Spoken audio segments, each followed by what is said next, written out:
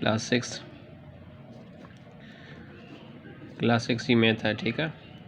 इनमें सेट पढ़ूँ था। अच्छा, सेट में सब खां पहिरीं जेको आहे सो सेट जी डेफिनेशन है। सेट जी डेफिनेशन छा आहे?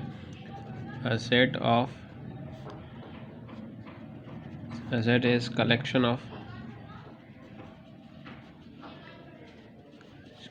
ऑफ well defined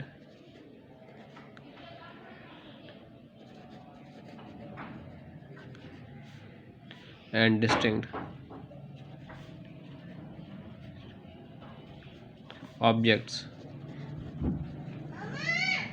ठीक है। मिसाल जे तौर ते हिन में सवाल अची सके थो त वेल डिफाइंड कलेक्शन ऑफ सेट छाखे चइबो आहे। हेठां ऑप्शन आहे सेट,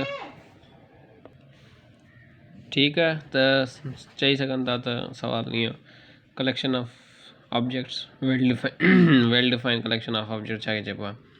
तो उनमें ऑप्शन दी अथव number 1 a set, number B ॿियो बि कुझु ऑप्शन ॾेई सघनि था। ख़ैर, अच्छा, उन खां पोइ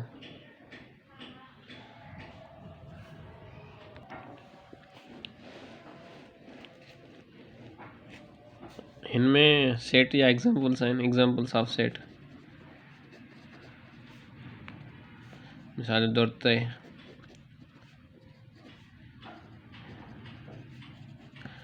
हिन में शइ यादि रखणी इहा आहे त हीउ जेको आहे ए कैपिटल आहे, हिन इहो नेम आहे, नेम नालो, ऐं हीअ जेके टे आहिनि इन्हनि खे चइबो आहे एलिमेंट्स। अच्छा, हिकिड़ो ॿियो सवाल अची सघे थो त हीअं सवाल ईंदा आहिनि जॾहिं हिकिड़ो सब्जेक्ट लिखी सघंदा आहिनि, हेठां लिखंदा आहिनि ए ही का निशानी है बिलोंग्स टू ए। हिन जो मतिलबु आहे त ताल्लुक़ रखणु, ताल्लुक़। त ए जो ताल्लुक़ ए सां आहे। हाणे ॾिसंदासीं ए जो ताल्लुक़ ए सां आहे या न। हा बाबा, ए मौजूदु आहे। पर अगरि अहिड़ो सेट अहिड़ो मेंबर जेको ताल्लुक़ न आहे त पोइ उहो कीअं लिखंदासीं? मिसाल में डी न आहे, ऐं चवंदुसि डी जेको आहे जंहिंजो ताल्लुक़ न आहे कंहिंसां, ए सां, त अहिड़ा ऑप्शन्स ॾेई सघनि था। मिसाल जे तौर ते हू चवनि त अहिड़ो सेट ॾेई छॾनि, हेठां ऑप्शन ॾियनि ए डज़ नॉट बिलोंग्स टू ए, ठीकु आहे। पोइ अॻियां ॾेई सघनि तव्हांखे ट्रू या फॉल्स। त पोइ तव्हां छा कंदव?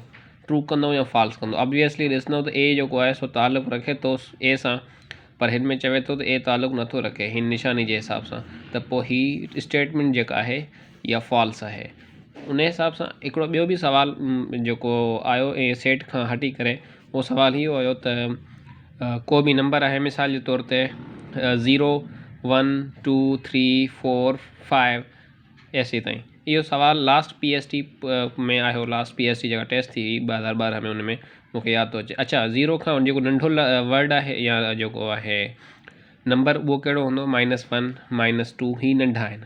सवाल ही हुयो त -3 इज़ लेस देन 0।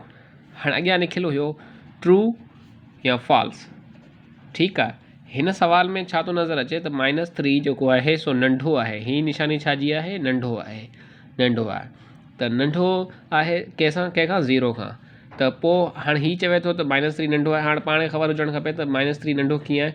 हीअ लेफ्ट साइड ते आहे -3, त हीअ जेका बि वैल्यू जेतिरो बि पोइते वेंदो माइनस में, वैल्यू जेतिरी वॾी थींदी उहा वैल्यू घटिंदी।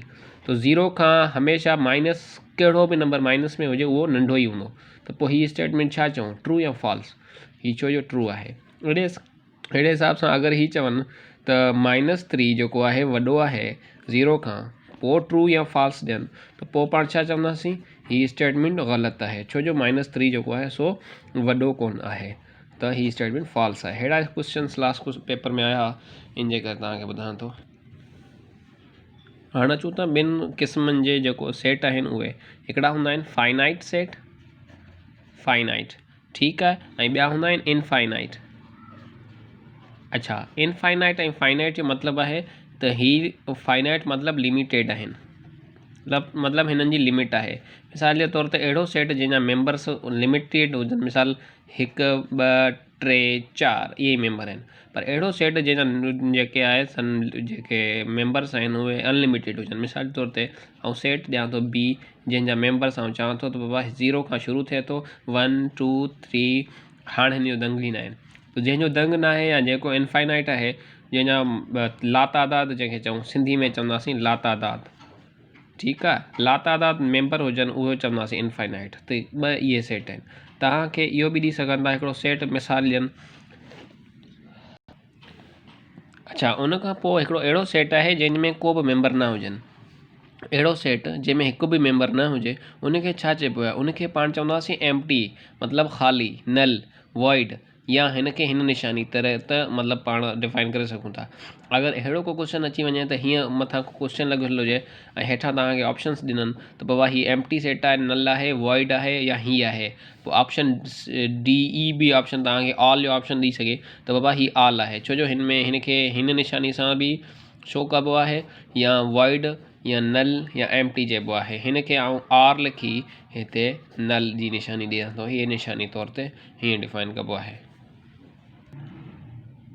हुन खां अलावा हिकिड़ो सिंगलटॉन वर्ब आहे। इन जो मतिलबु आहे त अहिड़ो सेट जंहिंमें सिर्फ़ु हिकिड़ो ई मेंबर हुजे। मिसाल जे तौर ते आउं हिकु सेट थो ठाहियां जो नालो ए आहे, उनमें सिर्फ़ु मेंबर हिकिड़ो आहे, त अहिड़ो सेट जंहिंमें सिर्फ़ु हिकु मेंबर हुजे त उनखे छा चइबो आहे, सिंगलटॉन, सिंगलटॉन, ठीकु आहे।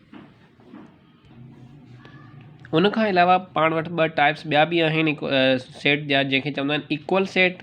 इक्वल सेट छा आहे, उहो ॿ मेंबर मतिलबु ॿ सेट जंहिंजा सेम मेंबर हुजनि, मतिलबु साॻिया हुजनि 1 2, ऐं उन्हनि जी तादाद बि साॻी हुजे 1 2। मिसाल जे तौर ते ही 2 एलिमेंट आहिनि, 2 सेट आहिनि, हिकिड़ो ए ॿियो बी, ॿई ॿिन्ही में मेंबर छा आहिनि, हिकु जहिड़ा आहिनि, बिल्कुलु साॻिया ई आहिनि, त उन्हनि खे चवंदासीं इक्वल सेट। मतिलबु हुननि में मेंबर बि साॻिया आहिनि ऐं हुनखे लिखण लाइ तरीक़ो छा आहे, लिखण जो तरीक़ो छा आहे, ए इक्वल्स टू बी, ईअं लिखंदासीं। अच्छा, उन खां अलावा ॿियो हिकिड़ो आहे इक्विवेलेंट। इक्विवेलेंट जी निशानी छा आहे, हिते मूं लिखी आहे। उन खां पोइ इक्विवेलेंट कहिड़ा सेट हूंदा आहिनि, जंहिंजी तादाद साॻी हुजे, मेंबर भले कहिड़ा बि हुजनि। मिसाल जे तौर ते हिन में मूं लिखियो आहे त ए इक्वल्स टू 1 2, ए जा मेंबर कहिड़ा आहिनि 1 2, पर अहिड़ो सेट ॿियो आहे जंहिंजा मेंबर कहिड़ा आहिनि ए ऐं बी, त ए ऐं बी इक्विवेलेंट आहिनि, त मां लिखंदुसि ए इक्विवेलेंट आहे कंहिंजे बी जे।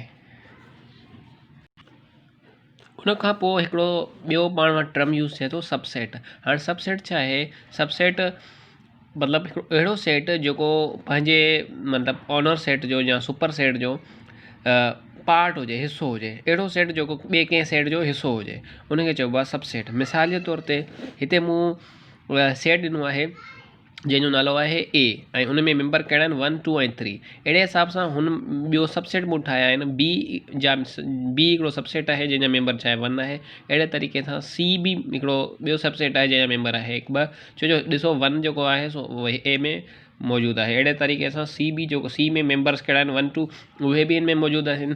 हालांकि मज़े वारी ॻाल्हि इहा आहे जो डी जेको मेंबर आहे उनमें 3 मेंबर मौजूदु आहिनि, लेकिन डी खे बि पाण सबसेट चवंदासीं ए जो, ठीकु आहे। त पोइ लिखण जो तरीक़ो छा आहे, मिसाल जे तौर ते ए बी सबसेट आहे ए जो, त कीअं लिखंदासीं, बी सबसेट आहे ए जो, हीअ निशानी आहे सबसेट जी, ठीकु आहे। उन खां अलावा अगरि बी ऐं बी सी डी जेकॾहिं सबसेट आहिनि त पोइ हिन सेट खे छा चइबो, हिन सेट खे चइबो सुपर सेट। छा चइबो, सुपर सेट। सुपर सेट मतिलबु हाणे उहो उन्हनि जो ईअं सम्झो त ओनर जो पेरेंट चई सघो था। अच्छा, उनखे लिखंदासीं कीअं, ऐं चवंदुसि ए जेको आहे सुपर सेट आहे कंहिंजो, बी जो या सी जो, डी जो, कुझु बि कोई बि लिखी सघूं था, ठीकु आहे। अच्छा, सेट्स में उन खां अलावा कुझु सिम्बल्स बि यूज़ थियनि थियूं, जेके पाण सिम्बल्स पहिरीं डिस्कस करे चुका आहियूं, उन्हनि खे वरी ॾिसूं था हिकु भेरो। त सेट हिन जो मतिलबु आहे त मेंबर आहे। मेंबर मतिलबु मिसाल जे तौर ते मूं मिसाल ॾिनो, हिकिड़ो ई मेंबर लिखूं था, सेट ॾियूं था ए, ठीकु आहे, जंहिंजा मेंबर आहिनि हिकु ए ऐं बी सी। त पोइ कीअं लिखंदासीं, ए लिखंदासीं, ए मेंबर आहे कंहिंजो ए जो, हिन निशानी। अहिड़े हिसाब सां हिन में डी मौजूदु न आहे त आउं लिखंदुसि डी मेंबर न आहे कंहिंजो ए जो, हीअ यूज़ थी वई। उन खां पोइ नल सेट, अहिड़ो सेट जेको ख़ाली हुजे, ही निशानी आहे हुनजी। उन खां अलावा बराबर सेट, मिसाल जे तौर ते अहिड़ो ई साॻियो सेट ॿियो लिखी सघां, बी जंहिंजा मेंबर आहिनि साॻिया ए बी ऐं सी, त पोइ छा थिया, ए बराबरि आहे बी जे। ओड़े उन खां अलावा ॿियो छा आहे, नॉट इक्वल। नॉट इक्वल मतिलबु बराबरि न आहे, अहिड़ो सेट जेको बराबरि न हुजे। मिसाल जे तौर ते आउं सेट हिकिड़ो ॿियो लिखां जंहिंजो नालो आहे सी ऐं जंहिंजे मेंबर आहिनि 1 2 3 ए बी, ठीकु आहे, 5 मेंबर आहिनि। त पोइ आउं लिखंदुसि त ए जेको आहे बराबरि कोन्हे सी जे, ठीकु आहे। उन खां अलावा इक्विवेलेंट जीअं मूं ॿुधायो त जंहिंमें मेंबर साॻिया मेंबर त भले ॿिया हुजनि लेकिन तादाद साॻी हुजे, त उनखे चइबो आहे। अहिड़े हिसाब सां हीअ छा आहे त सबसेट आहे। सबसेट लिखण जो मिसाल जे तौर ते ए जेको आहे जंहिंमां निकितल आहे सबसेट, चलो एग्ज़ाम्पल था वठूं हिकिड़ो, हा पहिरीं बि एग्ज़ाम्पल हीअ वठो। एग्ज़ाम्पल जीअं ए सेट आहे जंहिंजा मेंबर आहिनि 1 2 3, त 1 छा थियो, हुनजो सबसेट थियो। उन खां अलावा हिकिड़ो ॿियो बि टर्म यूज़ थिए थो, हिनखे चइबो आहे प्रॉपर सबसेट। प्रॉपर मतिलबु चङी तरह सबसेट, हुनजो सबसेट आहे लेकिन इक्विवेलेंट न आहे, हुन खां नंढो ई आहे। हुनजा एग्ज़ाम्पल छा आहिनि, हिन में मूं मेंबर लिखियो आहे हिकिड़ो सेट ए जंहिंजा मेंबर आहिनि 1 2 3, हाणे हिनजो प्रॉपर सबसेट कहिड़ा थींदा। प्रॉपर सबसेट मतिलबु ही 3 न हुजनि जंहिंमें हिन खां घटि हुजनि, मिसाल 1 हुजे जीअं हिन में आहे, ही प्रॉपर सबसेट आहे। अहिड़े हिसाब सां अहिड़ो मेंबर जंहिंमें ही 2 हुजनि या 2 हुजनि या हिकिड़ो हुजे, ही 3 ई मौजूदु न हुजनि, हीअ प्रॉपर न आहे, बाक़ी ॿिया सबसेट प्रॉपर सबसेट आहिनि। अहिड़े त मिसाल जे तौर ते आउं लिखां ए जेको आहे प्रॉपर आहे कंहिंजो, प्रॉपर सबसेट आहे कंहिंजो, सॉरी बी जेको आहे बी प्रॉपर सबसेट आहे कंहिंजो, ए जो।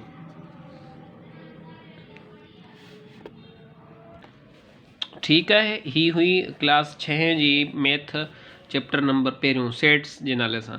ठीकु आहे, हिन में को सवाल हुजे त मूंखे पुछी सघो था, बाक़ी वधीक पाण तयारी कयूं था, ॿिया चैप्टर्स आहिनि उनखे बि कवर कयूं था। ठीकु आहे, ऐसे ताईं एतिरो ई काफ़ी आहे। अल्लाह हाफ़िज़।